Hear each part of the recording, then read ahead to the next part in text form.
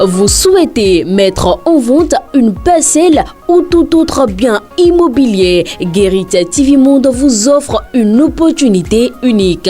Saisissez-la pour une promotion efficace de votre produit via notre réseau puissant de communication. Faites-nous confiance et contactez le 00 229 91 19 10 10 pour tout autre renseignement.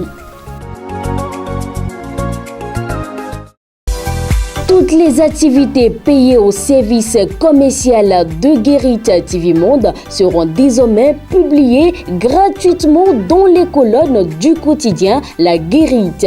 Pour plus d'informations, appelez le 00 229 91 19 10 10. Guérit TV Monde, le leader des Web TV.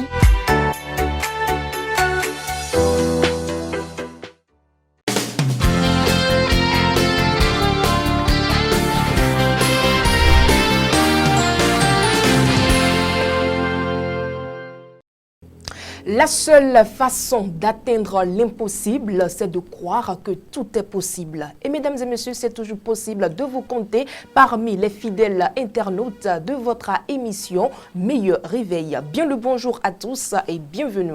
Nous démarrons tout de suite avec la première rubrique de votre émission, la revue des titres. Et on continue l'exercice avec Evelyne Doussou que j'annonce déjà sur ce plateau. Evelyne Doussou, bonjour. Bonjour à vous, Latifat Kaounou. Bonjour à nos amis internautes de Guérit TV Monde. Et quels sont donc les contenus des unes de ce matin?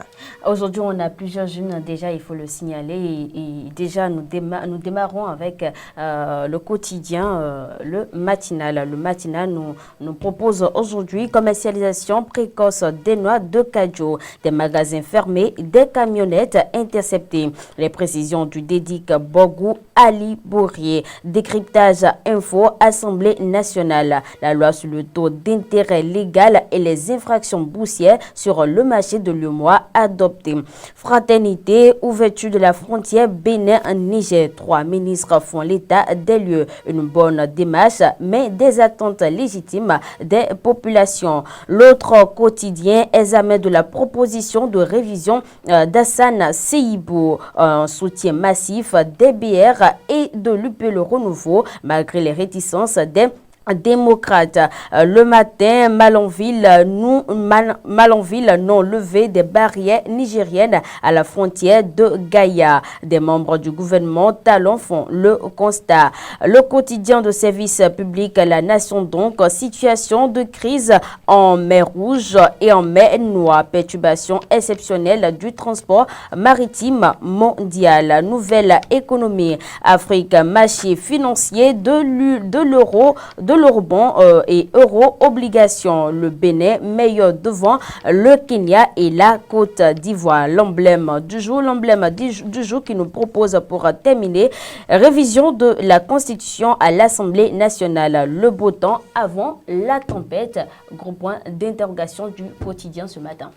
Nous passons donc à la présentation de l'actualité du matin. Changement de programme à l'Assemblée nationale. La plénière devant se tenir ce matin a été reportée. Oui, Latifat Kaouenou, en session extraordinaire depuis la semaine écoulée, la plénière programmée pour ce jeudi 29 février 2024 à l'Assemblée nationale a été reportée. Selon la convocation du président de l'institution, je veux nommer Louis Gbaounou Vlavonou, 9 dossiers étaient examinés à l'ordre du jour. Voilà notamment la révision de la Constitution et la loi, proposition de loi modifiant le code électoral. Tous ces dossiers sont reportés à une date ultérieure. À la mairie de Ouida, la commune dispose désormais de son nouveau secrétaire exécutif. Oui, il s'agit de Eugène Agnonofou. Il est enfin désormais le nouveau secrétaire exécutif de la mairie de Ouida, tiré au sort pour remplacer Mama Sani Afizou, administrateur des finances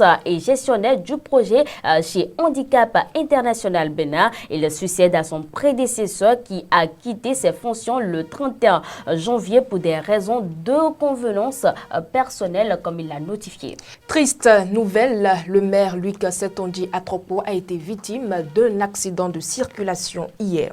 En voyage à Natitingou dans l'Atakora, le maire Luc Setonji Atropo, pour une réunion de l'Association nationale des communes du Bénin ANCB, a été victime d'un accident à Gangpeti dans la commune de Dassa, département des Collines. Le véhicule transportant le maire de Cotonou a percuté un motocycliste et son passager décédé. Le maire et les passagers à bord sont, selon certaines sources, hors du danger. Mais c'était un drame réellement. Voilà. Nous passons à présent à l'actualité hors de nos frontières. Des échanges de tirs ont eu lieu à N'Djamena et fait état de plusieurs morts. La capitale tchadienne a été secouée par des échanges de tirs aux abords du quartier général d'un parti de l'opposition. Des membres de ce parti sont suspectés d'avoir attaqué des bureaux des services de renseignement. Le ministre de la Communication affirme dans un communiqué que ces tirs font suite à l'arrestation du secrétaire aux finances du Parti socialiste sans frontières, PSF, accusé de tentative d'assassinat du président de la Cour suprême. Dans l'actualité sportive, le Cameroun a mis fin aux fonctions de manager sélectionneur de Rigobert Song à la tête des Lions indomptables. C'est dommage, mais le Cameroun a mis fin aux fonctions de manager sélectionneur Rigobert Song à la tête des Lions indomptables du Cameroun. Un courrier du ministère camerounais des Sports informe que l'ancien capitaine de la fin de son contrat, en réalité principalement en raison des résultats insuffisants de la Coupe d'Afrique des Nations CAN Côte d'Ivoire 2023. Le Cameroun avait été éliminé en 8e de finale par le Nigeria. Pour rappel, Rigobert Song à 47 ans quitte donc les Lions indomptables du Cameroun après environ 2 ans de participation à la CAN et une Coupe d'Afrique, une Coupe du Monde, je veux dire. Voilà, Latifat Kaoui. Merci à vous, Evelyne Dossou. Mesdames et messieurs, et c'est sur cette information sportive que nous refermons l'actualité du matin.